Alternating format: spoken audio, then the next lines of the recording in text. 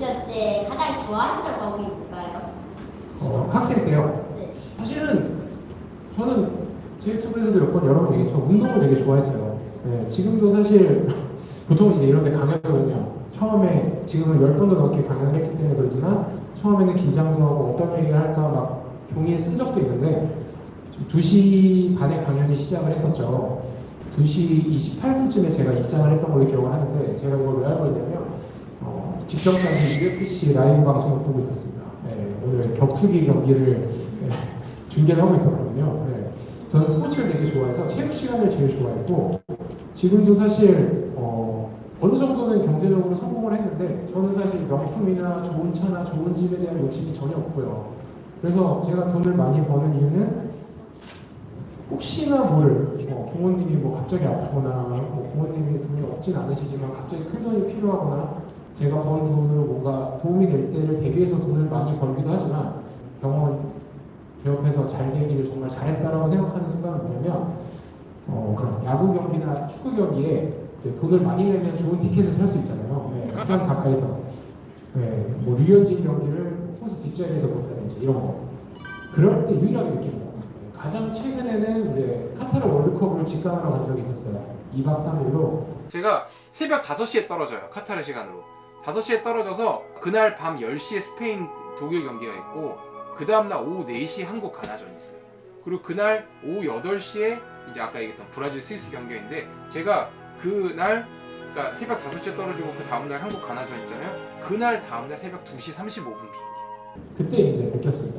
돈 많이 벌어서 여기 또 오고 싶다. 네. 여러분 아시는 분 아시겠지만 목동 고척동에서 3월에 이제 그 메이저리그 팀이 우리나라에 옵니다. 네. 더럽게 비싸요. 제일 좋은 자리는 70만 원이 정가요. 그래서 스포츠 운동을 제일 좋아했고요. 혹시 저 서울대 가면 누가 보고 재미있어요? 이런 거 되게 좋아요. 강연을 다니면 혹시 몇 살이에요? 이제 초등학교 아니에요. 일단은 듣기 좋은 얘기를 해주면 저는 워낙 공부를 잘하는 학생들을 많이 봤고 이제 집에 보면 그래서 이제 관상만 봐도 얘가 대충 어떻게 했다는 느낌이 듭니다. 혹시 이름이 어떻게 되죠? 학생? 지성. 이름이 벌써 지성. 네. 홍지성 학생은 관상이 서울에 갈 수 있는 관상. 그러니까 똘똘해 보이는 관상들이 있습니다. 네. 잘생겨도 똘똘해 보이는 사람이 있고 못생겨도 똘똘해 보이는 관상이 있고 그래서 홍지성 학생은 제가 봤을 때는 지금 서울대 가려면 무슨 과목을 해야 되냐고 물어봤잖아요. 그냥 제 얘기 안 듣고 하던 대로 하면 서울대 갈 것 같아요. 네. 과외 하러 갔을 때 저런 관상의 학생을 만나면 속으로 생각한다. 이 과외 편하니까. 네. 사실은 무슨 과목을 열심히 해야 되냐고 얘기하면 슬프지만 그냥 전형적인 얘기를 드릴 수밖에 없어요. 국영수 일주일 네. 근데 그런 거죠. 저희 부모님 때부터 70년대, 80년대는 국영수 위주로 열심히 해야 된다, 노래 가사가 나왔는데 나이가 들면서 공부를 하면서 이렇게 생각을 하게 되더라고요. 국어, 영어, 수학을 잘하면 다른 과목을 못할 수가 없습니다. 특히나 국어만 잘하고 여러분들이 제일 반가워하는 것 중에 하나가 요즘은 영어 유치원, 또 수학 선행학습 때문에 영어 수학을 막 열심히 한다고 책도 많이 안 읽고 국어를 되게 등한시하는데 제가 이제 중고등학교 때쯤 뭘 깨달았냐면 영어는 여러분도 알다시피 영국과 미국의 언어죠. 미국의 국어가 영어입니다. 네, 영국의 국어가 영어고 그리고 수학은 어떻게 보면 만국 공통의 언어예요. 네. 그렇기 때문에 국어를 잘하는 국어를 잘한다는 게 뭐냐면 소위 말해서 말귀를 잘 알아듣는 학생들이 있습니다. 그러니까 저는 어렸을 때부터 공부를 잘했기 때문에 수능 같은 거를 중학교 때도 가끔 문제를 풀 때가 있었는데 듣기 평가를 영어가 아니라 국어에서 하는 게 이해가 진짜 안 갔어요. 네.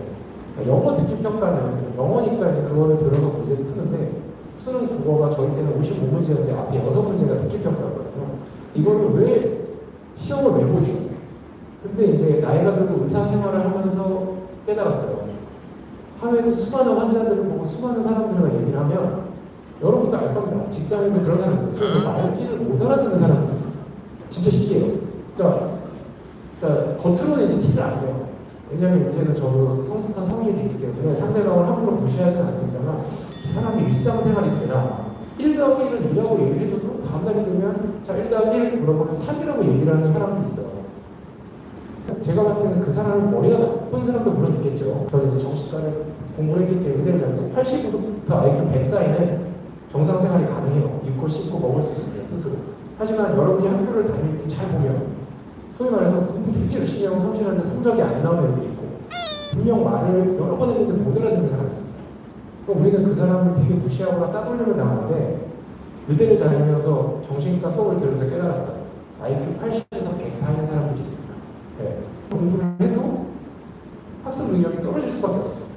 그 사람은 타고나요. 근데 보통 그런 사람들 중에 이제 다른 쪽으로 재능이 있는 사람도 되게 많아요. 근데 이제 국어에서 이 얘기가 왔는데 국어를 어렸을 때부터 책을 열심히 읽힌다든지 아니면 저는 사실 유튜브도 되게 좋다고 생각해요.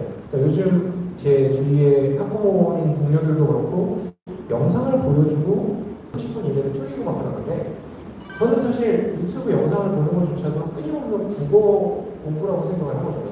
네. 물론 책을 읽는 게 제일 좋지만 어렸을 때 계속해서 커뮤니케이션을 누군가와 할 수 있다면 그래서 그 사람이 말귀를 잘 알아듣고 국어를 잘하면 사실은 수학이나 영어를 잘하는 데 유리한 포지션에 설 수 있습니다.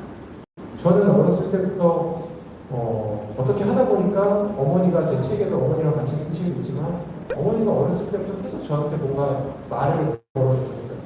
그 말이라는 게 뭐 이거라 뭐거나 시서라도 있지만 그냥 뭐 책을 읽으라고 시킨 다음에도 그 책에 대해서 막 질문을 한다든지 아니면 TV를 보다가도 갑자기 TV에 나오는 무슨 신라시대 유적지가 있으면 저 유적지에 대해서 너가 며칠 전에 읽었던 책이 있었는데 기억하고 있냐. 어렸을 때는 사실 그게 좀 귀찮기도 했고 엄마가 저를 테스트한다고 생각해서 좀 기분이 나빴는데 생각을 해보면 저희 어머니는 고등학교 국어 선생님이셨기 때문에 이미 저를 낳았을 때부터 국어의 중요성을 알고 계셨던 게 아닐까 싶어요. 그래서 저는 사실 국어를 잘하면 수학이나 영어도 결국 책을 통해서 한글로 써져 있는 내용을 읽고 이해를 하는 과정이거든요. 그래서 사실은 국어 공부를 열심히 하는 게 지성 학생에게도 되게 도움이 될 거고 지성 학생이 당연히 수학 영어도 열심히 하고 잘하겠지만 지금 조금이라도 그게 심지어 어떤 책이라도 상관없어요. 저는 막 소설책 이런 거 되게 싫어해서 추리 소설책을 되게 많이 읽었던 기억이 나요. 어머니도 그걸 많이 사다 주셨어요. 제가 좋아하니까. 저는 추리 소설도 되게 좋다고 생각해요. 나는 머리도 쓰고 요즘 뭐 크라임씬 이래서 뭐 인터넷이나 유튜브에 그런 거 많이 하잖아요. 근데 사실은 추리 소설은 되게 재밌기도 하면서 그림을 속력도 늘려주고 머리도 쓸 수 있고요. 아무튼 그렇습니다.